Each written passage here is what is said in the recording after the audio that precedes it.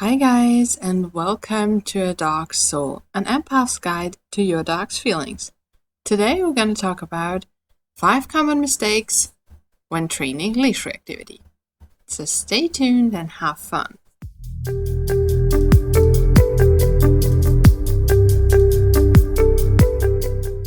Alright, so like with everything in life, with training leash reactivity we can make a lot of mistakes, and some are having more effect on how our dog will react in the future. Some don't have as much of an effect, but there are 5 things I see a lot when people come to me in training, because very often I'm not the first trainer. I am more likely the 4th or 5th trainer, and sometimes I am the first, but they have tried a lot of things they found on the internet and just tried to troubleshoot by themselves, which is fine, of course, but it's a lot harder than when working with a professional.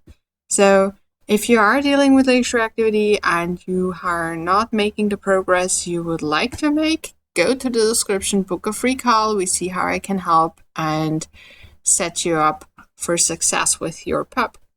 But today, I want to introduce you to 5 things that are really common and kind of block the success overall, or in the long term, at least. So the first thing is not considering the overall stress level. And that is actually really the absolute number one most common thing I see. Because we get so engaged in changing the thing we are annoyed by, the leash reactivity itself, that we sometimes forget to look a little bit deeper. And that is when we might fix the leash reactivity in the first place, but it comes back. And sometimes it comes back even worse. Sometimes it comes back when we don't expect it. And this is where we feel a lot lost, because it's so weird. We have done this before. Our dogs know what to do or not to do or whatever, depending on how we train it. And still it comes back again and again. And that's when we have missed something.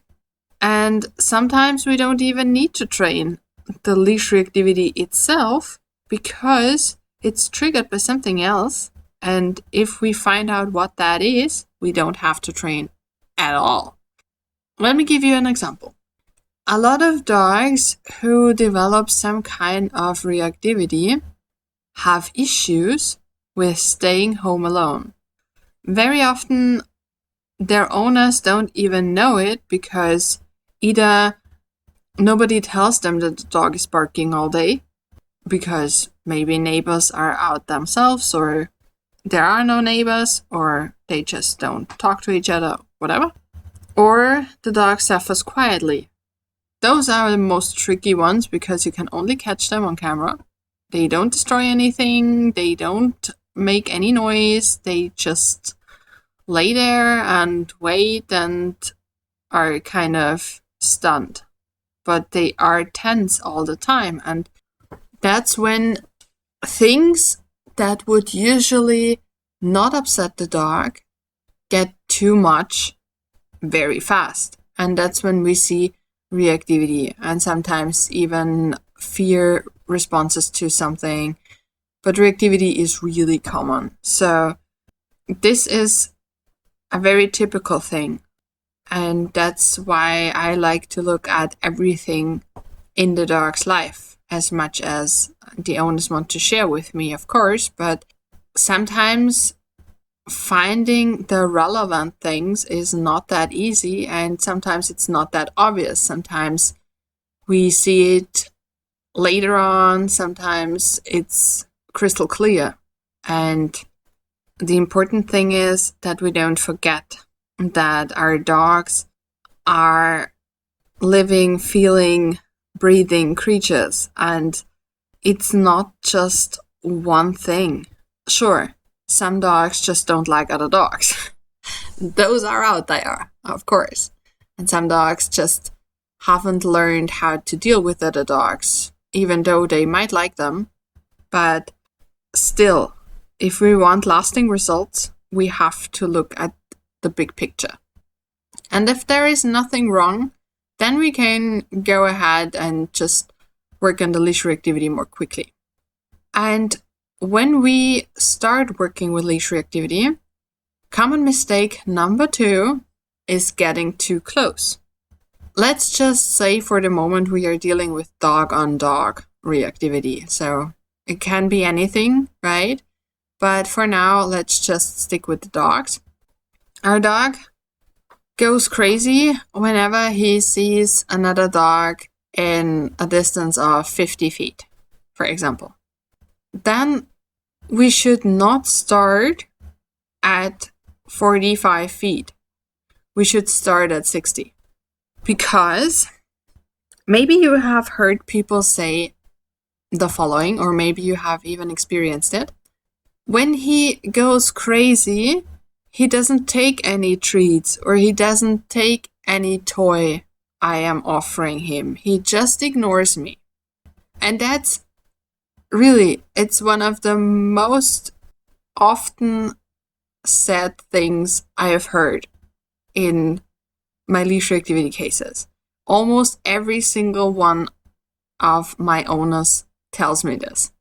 Because they want to work with reinforcement and they want to work with treats and toys and all those nice things and all those fun activities, and that's awesome. The problem is when the dog is already in cuckoo mode and can't contain himself any longer, he has to yell at the other dog. He just doesn't have eating or playing in mind because he is just so overwhelmed that he first needs a little relief from the situation that's making him uncomfortable, and then he could do things with you again. That's why we start from a distance where our dogs are still comfortable and can still learn anything. Because when they are in cuckoo mode, they can just learn that this works or it doesn't work. They cannot learn anything else because they are not doing anything else, right? And that's why we need more distance. And for every single dog, we have a point of no return. That's when the dog is making the last decision to go cuckoo. So you might see the weight shifting, you might see the tail moving either up or down or wagging more stiffly or whatever. You might see muscles tense up. You might see hair get up. You might see a very fixated staring contest between the dogs. You might see the mouth closing. You might see ears going up or forward, as much as you can see that, depending on the E form, of course. So there is something that tells us our dog is about to make a decision. And we want our dogs to make a good one. And that's where mistake number 3 comes in. Mistake number 3 is forgetting to teach the dog what we actually want. So, sometimes we humans tend to focus on negative things. We focus on what we don't want to see, what we don't like, what annoys us, what we want to stop. But the problem with that is it doesn't tell our dogs what we do want them to do. So they are kind of lost. They know they can resolve the situation they don't like with going cuckoo. But that's not what we want. They have no idea what we want. And they have no idea how to do this differently. Otherwise, they would do it differently. All right? So we have to teach our dogs what we actually want to see. And then we have to implement these techniques or these coping strategies, whatever you want to call it, into our training. And again, we start at the distance where our dogs are still fine. And that might look different in different environments. So that brings us to mistake number 4. Training only in one environment. Our dogs are really not that good with generalizing stuff. So maybe you have experienced the following situation. You taught your dog a perfect sit, and in your living room with no distractions, everything works perfectly. Even if you include distractions or you train in your backyard, it works awesome. As soon as you go outside and you see maybe not even another dog, just a fly or something smells interesting, or it's just another environment, it's no longer working. That's because our dogs cannot make the connection that things just have to work everywhere when they are trained somewhere. So only because a dog knows what to do in one place doesn't mean he knows what to do in a different one. That's why we have to train situations in different locations. And whenever we go to a new location or work with another dog, it doesn't matter if we are using a helper dog or just the neighbors who we know will walk their dogs a specific route, we have to switch up dogs because our dog might learn that with one specific dog or in one specific location, there is another opportunity or another possibility for him to act and resolve the situation. But that doesn't mean that this goes for every dog and in every environment.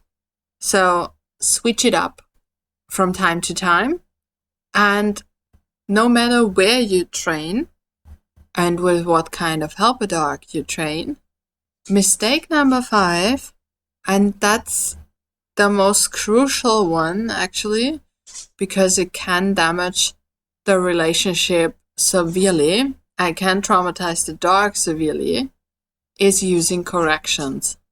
I don't use corrections at all with anything because it's not necessary. But with things like leash reactivity, where a dog already feels uncomfortable, when we add another uncomfortable stimulus, it can only tell our dog that we are good for nothing but being uncomfortable. And this is where it can damage the relationship. Sure, if we are too close all the time and we are helpless ourselves, there might not be something other that's obvious we can do. But that's because the training wasn't prepared properly, or we just got ourselves in a situation that wasn't helpful at all. But that cannot mean that we use things like whatever, any kind of correction. It just means we have to switch things up and create a training environment that works better. Whatever that means for every single dog, it's different, right? So if we were too close, for example, and our dog reacted again, then we leave the situation and just put it aside as that one didn't go so well, and next time we do better again. So to sum it up, we have to look at the overall stress level first, see what's really bothering our dogs and what's the issue behind how our dogs are acting. We need the right distance. We need to teach our dogs what we actually want to see. We need to practice in different areas and with different dogs. And we need to stay away from corrections. Those are the 5 ingredients that make leash reactive dogs get better very fast and we get sustainable results that make our lives a lot more easy and walks with our dog joyful again. And that is such a huge win. And that's why I chose to specialize on fear and reactivity, because it's so awesome to see a team get a whole new level in their relationship with just changing the leash reactivity. It's awesome. So definitely go for it. And if you need help, again, of course, go to the description, book a free call. We see what I can do. And if you know anybody with a reactive dog who would really love to have relaxed walks again, send them the episode, send them the link, and together we can help even more people. That said, I would love for you to like and subscribe, comment if you watch on YouTube, tell me if this helped you and what your situation with your dog is. I would love to read those. And we'll see each other next time. Until then, bye.